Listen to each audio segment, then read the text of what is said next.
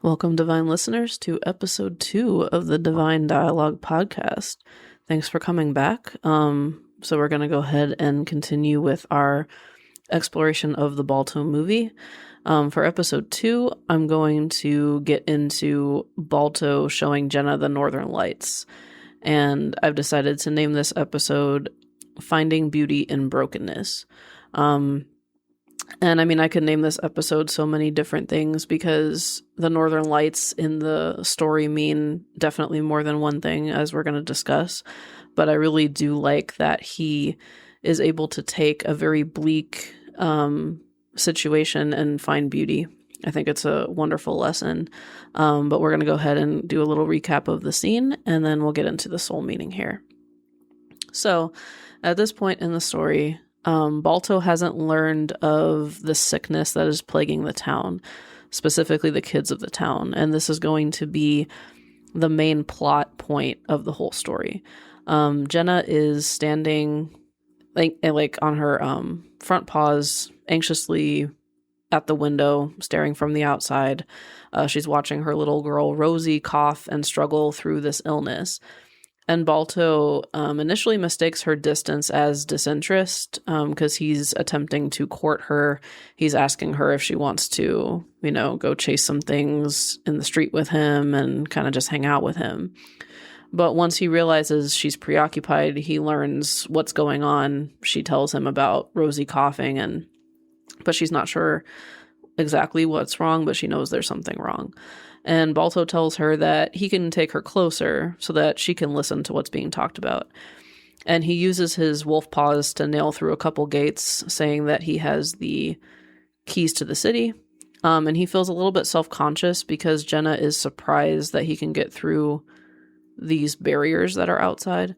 And he actually walks in front of her, which I think is very interesting because normally, a gentlemanly gesture would be to have the, ladies first type thing. But he goes first because he senses that she's not scared of him, but she's a little bit in awe of him.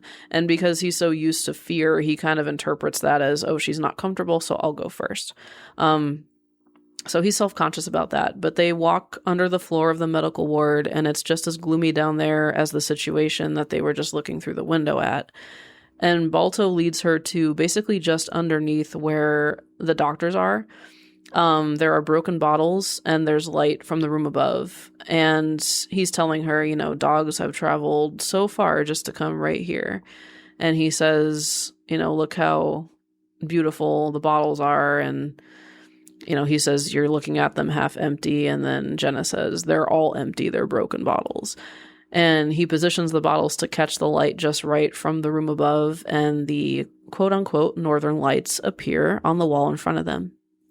And she remarks how beautiful they are, and he looks at her and says, yeah, beautiful. And, of course, he's talking about her. And they are interrupted out of the, temporary romance when basically the doctor walks past the light shining through above them, which disrupts the northern lights catching the bottles. And they learn about the dire situation they're facing, which is that the children are sick and they're out of medicine, and they will need to basically go on a mission to bring more medicine to the town. So for the soul meaning of this scene, there's a lot going on here.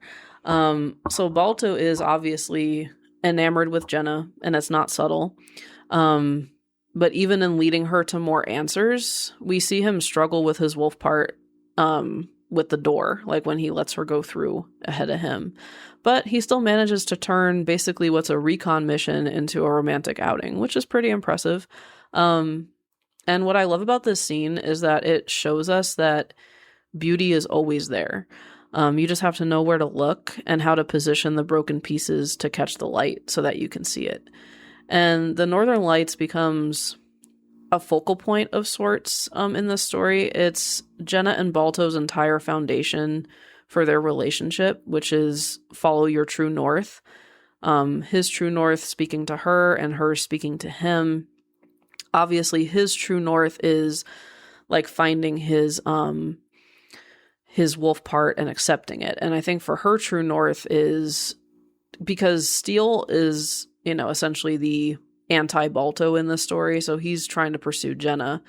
And all the other girl dogs are, telling her, well, why don't you give him a sniff? Why don't you give him a chance? And Jenna's like, yeah, I'm good. I don't like him.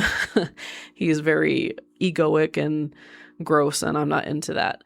And so Jenna is kind of fighting like the, current of the dogs around her and just the town, because the town is very dog, focused, and dogs are the superior energy. And so she's kind of, challenging that because she's taking an interest in Balto. So like that she sees him for who he really is, because the town is just so afraid of him. So she helps him see himself, and he also helps her see herself, because she just doesn't resonate with the energy of this town and the direction that they want her to go. Because she's essentially like, which we'll go over the story too, but she's very much has the spirit of Belle from Beauty and the Beast, because like Gaston is very much like Steel and Beast is more like Balto, although Beast is definitely a more damaged version of Balto, but we're kind of getting off topic. Basically, her energy is very much in opposition to the town around her.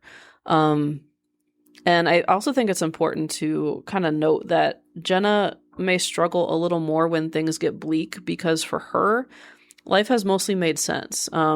She's a dog, she's fully accepted. The town likes her. They do think she's a little peculiar, but they don't reject her. And she's got a family, like she's got Rosie, and she's got, her masters essentially, and she's pretty well situated.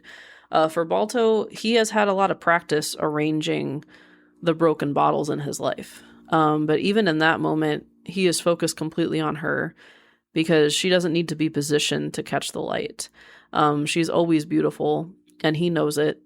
And masculine energy and its alignment will always recognize the beauty and divinity of the feminine, even when they're in the vicinity, like they just see it. So it's obvious to him that she's special, and she knows that he's special, and they, almost have like the equivalent of a dog kiss down there. But then with the interruption, then they listen, and she's really upset. And it's very fascinating because, so after we have this beautiful scene with the Northern Lights, they walk out and Balto apologizes for taking her down there. And she's like, no, I'm really glad you took me down here. And then we see Steel careen out of like the side of the alley through the trash cans, carrying like sausage links in his mouth. And it's just so fitting because he's like quite literally trash and he comes out of the trash. So that's a nice little symbolism there. But he tries to get Jenna to go with him, and she plays into his ego, because ego is very easy to stroke, especially when you are very aware of your feminine. It's very easy to do. And so she starts kind of acting like she's being seduced by him, and she kind of leads him back. There's like a furnace oven type thing behind him, and he's completely clueless because he's like, oh, she likes me and I got sausage links and I'm the big bad dog, and Balto knows what she's doing and he smiles. And then she's like, I prefer my meat cooked. And she pushes his tail back into the fire and, lights a fire under his butt, and he howls. But then he throws the meat at Balto, and they think that Balto stole the meat. And so it's just another manipulation, another basically layer of false evidence placed on Balto. And another, time where he has to, again, rearrange the broken bottles because he gets pushed down again and gets accused again and gets cast in the incorrect light, not his northern light, but their, skewed, just frequency of him. It's not accurate, but he has to contend with that again. So for a personal mirror for this scene, this one's always meant a lot to me. And actually we will be revisiting it in another story. Harry Potter has something very close to this. This is going to be a ways down the line, though, because it's in the Deathly Hallows, so it's towards the end. It's the Deluminator. I think touches on the same lesson as the Northern Lights. Essentially just finding your way back to the light, basically. But, it's very easy to get lost in the broken pieces of life. It's easy to look at the fracturing and really get very depressed looking at it. But then I remember that there are Northern Lights to be seen if you look a certain way. The truth is, and this is where I part from people who really push like positive thinking, and I think it's just toxic positivity, but there is a lot of broken glass in the world, and that pain is very real. It's crushing, and it's worth honoring and not waving away under the guise of, oh, just be positive, because to dismiss that pain means you're ignoring reality. But I think it's all about focus. Like, you can focus on the broken pieces, and the broken pieces are true. It's not an issue of if they're true. It's an issue more of what it does to your inner state to focus on them. But there's still always beauty. It might only be one small moment, but that is truly medicine for the soul. And as Balto knows, it definitely helps when there's a beautiful girl standing next to you to help you see it. When you're masculine, that's always very helpful. So the divine question I have for you today is, when in your life have you had to position the broken bottles to catch the light, to remember your true north, and to look for beauty even when it seemed like all of it was eclipsed by the darkness? And so for me, I didn't prepare an answer for this question because I kind of wanted to have it come to me as I was recording. So I'm going to think on it here for a couple moments. So for me with this question, I would say it's not a specific point in my life. I feel like I'd make a very concerted effort to remember this as a daily practice, because I think every day your mind has a way of trying to get you to focus on the broken bottles, and forget your true north. And we kind of know how that works, because your mind will be like, oh, why bother? Like, you've never been able to do this, or, well, you can take this step, but then what are you going to do after that?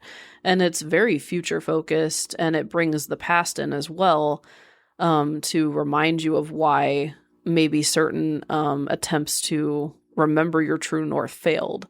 Because if the mind is leading, it wants to go into the past and the future. The mind is not very comfortable in the present moment, but that's where you have to stay to really see the beauty, because that's really all there ever is what is, before you right now. So for me, every day I wake up and it's like, I could choose to look at the broken bottles of my past, worry about the broken bottles in my future, but I'm like, well, what can I do today? And a lot of that is very mundane, boring stuff. I do a lot of self-care things. I have a row machine that I use, so I move my body, which moves my energy. I cook nutritious food for myself. That's actually something new that I started doing because I was like a DoorDash addict. And I started cooking at home, and that's made a huge difference. It's basically remembering that, or just coming home to being able to like acknowledge that there's tons of broken bottles. But the way that you can position them, like, you can catch the beauty. There is beauty in the brokenness. It's not all just like despair. And, sometimes it takes like a certain kind of brokenness for you to see the light. Like, it's really unfortunate because suffering shouldn't, like, the extent to which we suffer in the world, I think, is way overdone. It doesn't need to be nearly as extreme as it is, but through suffering, like, you can absolutely learn to catch the light. And unfortunately, a lot of people get lost in the broken bottles, but I really think it comes back to making a commitment every day to stay as present as you can.